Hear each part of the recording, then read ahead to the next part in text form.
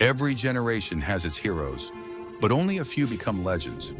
They don't just win battles, they win respect through courage, discipline, and unwavering honor. One such man was George Washington, the farmer who became a general, the general who became a president, and the leader who became a timeless symbol of integrity.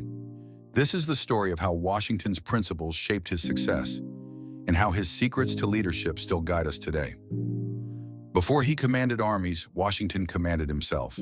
As a young man in Virginia, he was known for his quiet confidence, punctuality, and self-control. He once said, "Discipline is the soul of an army.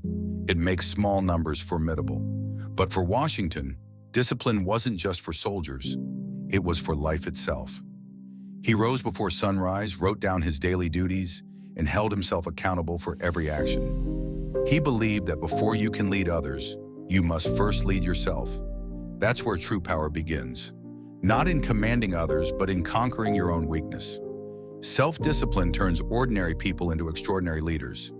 In a time when power was often gained through lies and corruption, Washington chose the harder path: truth. He once said, "Honesty is always the best policy." That wasn't just a saying, it was his way of life. He refused to exaggerate victories or hide defeats during the Revolution. His men trusted him because he never misled them. He proved that trust is the real currency of leadership. Even as president, he made decisions based on principle, not popularity. He knew that integrity is doing the right thing, especially when no one is watching. Your word is your greatest weapon. Protect it like your life depends on it. When the Revolutionary War ended, Washington was the most admired man in America. He could have seized absolute power, even made himself king, but he didn't. Instead, he resigned and returned to his farm. He said, "When we assumed the soldier, we did not lay aside the citizen." In a world obsessed with power, he showed humility. That one act made him greater than any monarch. And when the people begged him to lead again, he accepted, not for fame, but for duty. True leaders don't chase titles. They answer when called. Humility is the crown of greatness. The more power you gain, the gentler you must become.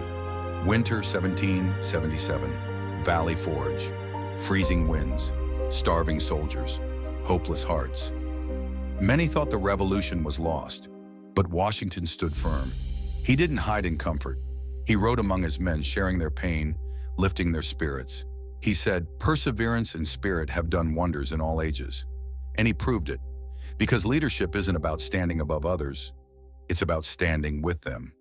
When life tests you, when everything seems impossible. Remember Valley Forge. Remember the man who refused to quit. True strength is born in struggle. Never surrender to despair. When Washington became America's first president, there were no rules, no roadmap, no examples to follow. Every decision he made would define history.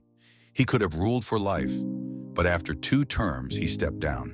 He said, "The power under the Constitution will always be with the people." He knew that leadership wasn't about holding power. It was about protecting it for others. He left the presidency not because he was tired, but because he believed in freedom more than control. Real power is knowing when to let go. Washington lived by a personal code, a set of values that guided every decision. He wrote, "Associate with men of good quality if you esteem your own reputation, for it is better to be alone than in bad company." He believed that honor wasn't about medals or praise, it was about character, the invisible strength that never fades. Even in private, he behaved with dignity and fairness, because he knew that leadership isn't just what you show the world. It's what you do when no one's looking. Honor is doing what's right, even when it costs you.